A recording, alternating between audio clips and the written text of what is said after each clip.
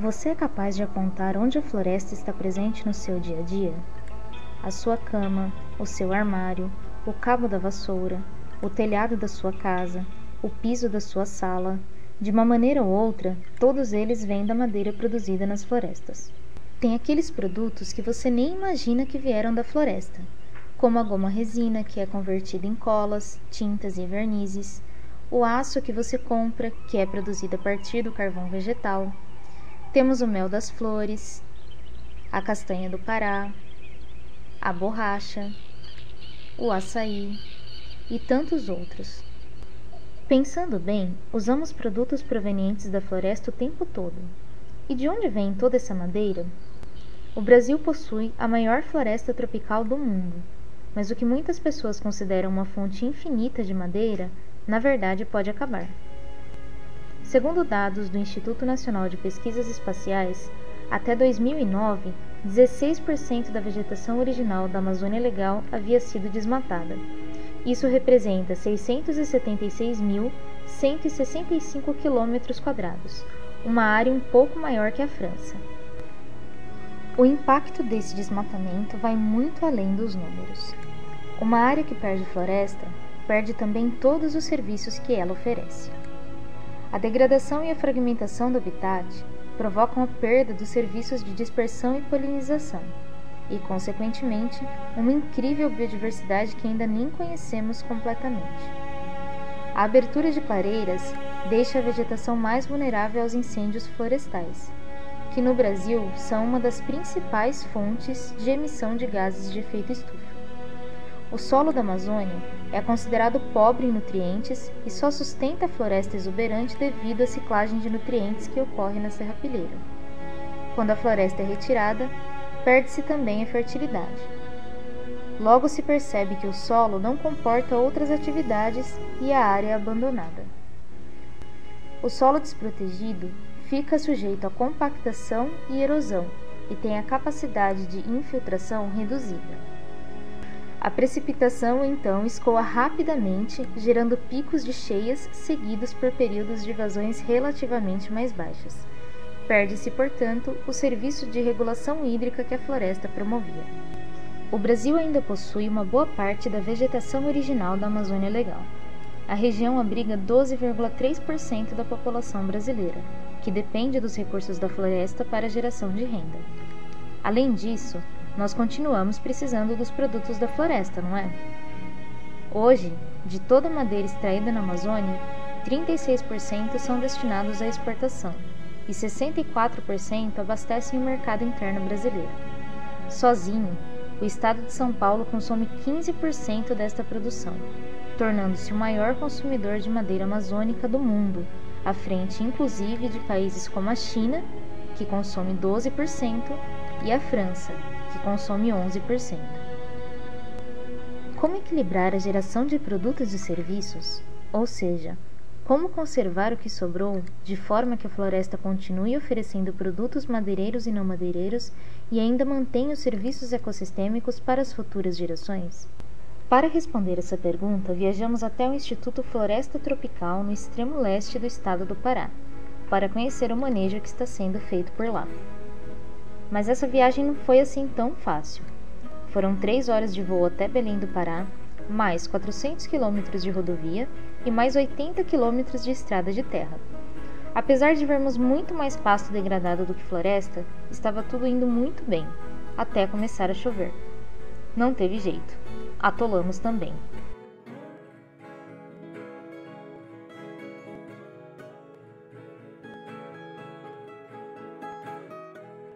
Esperar no busão? De jeito nenhum. Bora empurrar. Só faltou força.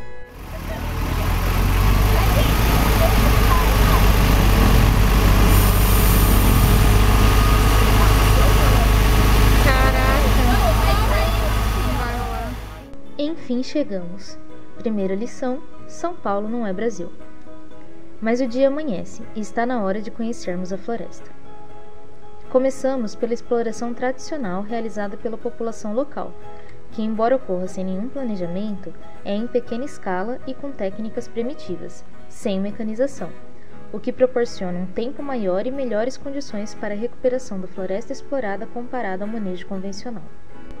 Depois, partimos para a exploração convencional, que é a exploração sem planejamento das atividades, provocando grandes danos à estrutura florestal e perda da biodiversidade. As florestas são submetidas a contínuos ciclos de exploração e, sem ter tempo suficiente para se recuperar, são depois convertidas para atividades agropecuárias. E então chegamos, finalmente, ao manejo florestal. Mas afinal, o que é isso? Simplificadamente, o manejo florestal pode ser definido como o uso de práticas de planejamento e princípios de conservação que visam garantir que uma determinada floresta seja capaz de suprir de forma contínua um determinado produto ou serviço. Nessa concepção, a exploração de impacto reduzido é um componente do manejo florestal. Para se ter uma ideia da diferença, basta comparar uma área explorada de forma convencional e outra explorada sob impacto reduzido. Em ambas as áreas, exploradas na mesma época, foram retirados 25 metros cúbicos de madeira por hectare. Onde ocorreu o manejo convencional, podemos perceber que a estrutura da floresta foi afetada e que sinais permanecem até hoje. Enquanto isso, na área de manejo de impacto reduzido, custamos acreditar que um dia aquela floresta foi visitada por equipes de exploradores munidos de maquinário pesado. Vamos perceber que a palavra-chave nisso tudo é planejamento, e ele começa muito antes da exploração. Para que ele aconteça, tem que ser feito um estudo prévio da floresta, um reconhecimento das características do ambiente e do potencial da floresta. Afinal, quanto produzir? Como devo explorar? Quando? Onde? Tudo se inicia na delimitação da área. A região a ser explorada é dividida em unidades de produção anual, as chamadas UPAs. Uma UPA corresponde a toda a área que será explorada dentro de um ano e depois deixada em repouso até que o ciclo se feche. Para melhor organização, a UPA é dividida em UTs, as unidades de trabalho, que são áreas menores onde se consegue planejar considerando características específicas do ambiente.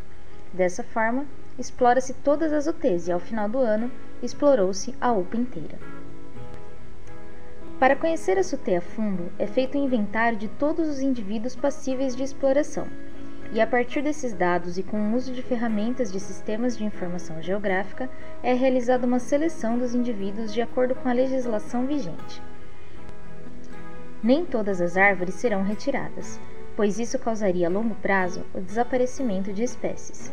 Algumas árvores permanecerão na mata para perpetuarem a espécie, disseminando sementes que germinarão e se transformarão em novas árvores no futuro. Com o apoio dos dados, são gerados mapas para o planejamento das estradas e ramais, de forma que a direção de corte e arraste das árvores provoquem o mínimo de danos. Podemos já perceber o quanto a floresta agradece pelo planejamento. Pelo menos um ano antes da exploração, uma equipe entra na área para cortar os cipós enroscados nas árvores selecionadas. Essa medida é tomada para evitar que, no corte, os cipós puxem as árvores ao redor ou mudem a direção de queda, pois isso colocaria os trabalhadores em risco e provocaria muitos danos à floresta. Logo antes do corte, é realizado o teste do oco. O sabre da motosserra é introduzido transversalmente na árvore, e se estiver oca, ela não será cortada. Não estando oca, o corte é feito o mais próximo possível do solo, de maneira a evitar desperdícios de madeira e direcionar a queda da árvore. O toco remanescente recebe a placa de identificação que é afixada na árvore durante o inventário, para comprovar a autenticidade do manejo florestal e sustentar a cadeia de custódia. O traçamento, que é o corte em toras e eliminação dos galhos e sapopemas, deve ser feito uma semana após a árvore ser derrubada, pois estudos apontam grande incidência de acidentes quando o traçamento é feito logo após o corte, devido à queda de galhos das árvores ofendidas. As toras são removidas da floresta com máquinas apropriadas para esse tipo de manejo, os chamados skiders, que arrastam as toras para o pátio sempre buscando o caminho mais curto. Isso porque essas máquinas são bastante pesadas e o arraste pode provocar danos à floresta que poderão dificultar a regeneração. como a compactação do solo. Para isso, todas as rotas são devidamente sinalizadas com fitas coloridas, segundo o trajeto previsto no planejamento de exploração da unidade de trabalho. No pátio, as toras são devidamente identificadas e marcadas, para que se tenha o controle do que está sendo explorado. Do pátio, as toras se despedem da floresta. De agora em diante, são produtos a serem comercializados. Todo esse trabalho é repetido diversas vezes, até que ao final do ciclo, espera-se retornar para a primeira UPA. E então, o que encontraremos? Será que a floresta será capaz de se recuperar integralmente? As dúvidas ainda são muitas e inquietantes. Porém, uma coisa é certa: dos quase 500 quilômetros que viajamos até o Instituto Floresta Tropical, o único local onde vimos floresta era onde se realizava o manejo, o que indica que, embora ainda não estejamos fazendo tudo perfeito, estamos no caminho certo.